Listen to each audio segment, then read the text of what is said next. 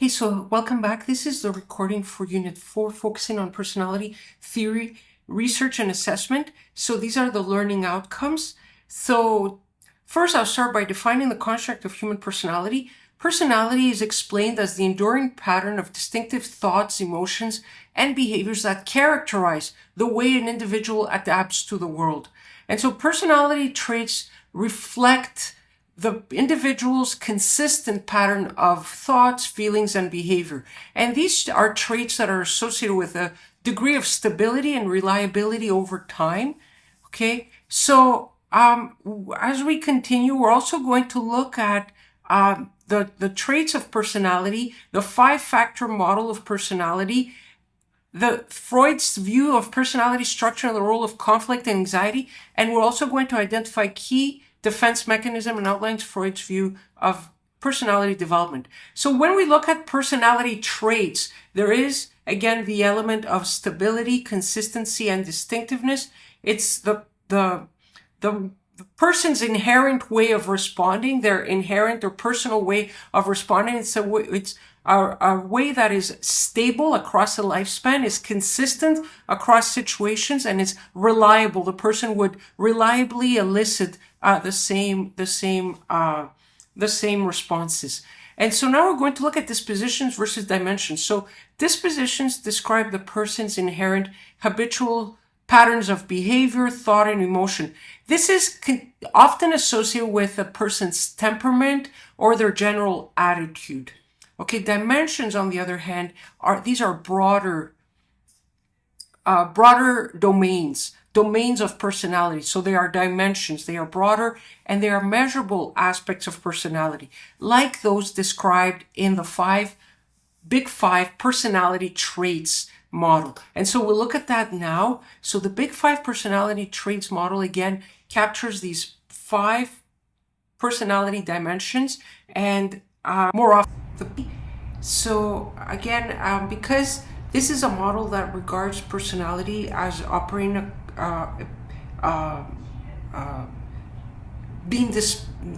displaying along 5 dimensions or 5 domains. And so these are there are these 5 domains. Each one is expressed on a continuum. So the one pole being the highest score that a person can obtain on that dimension, or the highest level that they express, versus the lowest, the opposite pole of that dimension. And so individuals are rated, and most individuals fall either at one of those 2 poles or somewhere in between. Okay, and so let's look at each of these. Poles. So the first one is neuroticism. So neuroticism describes someone being nervous, being moody, being temperamental versus even-tempered. Okay, and so this. So those are the 2 poles. So it could also be described as being worried versus calm, insecure versus secure, self-pitying versus self-satisfied. Then we have extroversion.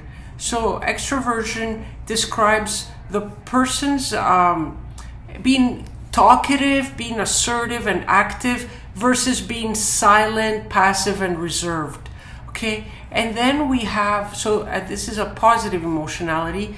Then, so it could be, the 2 opposite poles could be sociability versus retiring. So someone withdrawing, retiring from being social. Fun-loving versus sober. Affectionate versus reserved. Okay. And then we have openness to experience. So this describes a person who is imaginative, curious, and creative, versus being shallow and imperceptive. So the 2 opposites are imaginative versus down-to-earth, preference for variety versus preference for routine, or independent versus conforming. And then we have conscientiousness, which is the person being organized, thorough, and reliable. And the opposite pole of that dimension is someone being disorganized or careless, negligent, and unreliable. Okay, so those are the 5 dimensions of personality. And important to mention that on each dimension, people are rated high, low, or somewhere in between. Okay, so now we're going to look at. Okay, so we'll continue with a psychodynamic perspective on personality development. So psychodynamic perspectives in general see personality as being primarily unconscious and as developing in stages. So this perspective places a strong emphasis on early life experiences with parents as being important in sculpting the individual's personality. So Sigmund Freud is the original author of the psychoanalytic theory. He was a psychiatrist, and he described that the core of his theory describes that personality is made up of three structures: the id, the ego, and the superego. So the id is the structure that consists of the person's instinctual drives and their raw instinctual energy. It is a structure that operates according to the pleasure principle. It operates according to the pleasure principle and works on immediate gratification. So it seeks gratification and it seeks it immediately. And according to the theory states that individuals seek pleasure, they seek to experience pleasure and to avoid pain. And then we have the ego, which deals with the demands of reality. So that deals with the here and now. And it tries to bring an individual pleasure, but within the norms of reality. So this is known as the reality principle. So the reality principle is partially conscious. So part of it is operating above our threshold for consciousness.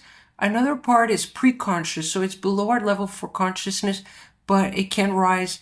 It is amenable to rise to our level of awareness. And then we have the superego. So the superego is the moral part of personality. So this is what people refer to as their conscience. So it considers whether the id's impulses can be satisfied within moral guidelines and the norms of society. And so this also operates subconsciously. It's something that operates subconsciously. These are things that we've come to internalize through upbringing and different experiences in our early childhood and later on. But let's look at each of these levels of awareness. So conscious, unconscious, and preconscious. And if we look on the next slide, we have this illustration. So again, the id is a pleasure principle. So the id operates according to the pleasure principle, and it functions below our level of awareness. So this is content that comes to shape our personality and is difficult to retrieve. So it's below our level of awareness. Then we have the superego, which also functions below our level of awareness, and this describes moral imperatives that we've internalized. And then we have the ego, which functions along. So the superego functions along the moral principles, whereas the ego functions along the reality principle. So this is where we could say this is how we can visualize this. The ego is trying to reconcile the demands of the id. So the id wants pleasure and it wants it now. Some of that pleasure is like instant gratification. So it could be food, just our basic drives, food, aggression, sexuality. And then there's the superego, which is functioning according to moral principles and moral values. So an example I like to give in class is the ego is in between, is trying to remedy or reconcile all these demands that come from opposing structures with opposing principles. And so the superego is like the little angel sitting on a person's shoulder. The id is another caricature sitting on the person's shoulder, and the ego is between, and the superego, the id might say, oh, you want instant gratification. You could have another piece of cake. Just have another. Don't worry about indulging. It's okay. You can have another piece of cake. But the superego might say, no, you should, Good things come in moderation. Shouldn't be eaten too much, and you should leave some for another family member. Just as a humorous example, and the ego is trying to rectify or remedy these two opposing forces. Okay, so that's the ego, the id, and the superego. So now we're going to look at what happens within these structures. There is what's called an intrapsychic conflict, so between the id, the ego, and the superego, which can lead to anxiety and the discomfort that the person experiences as a result of the anxiety has led us to use defense mechanisms.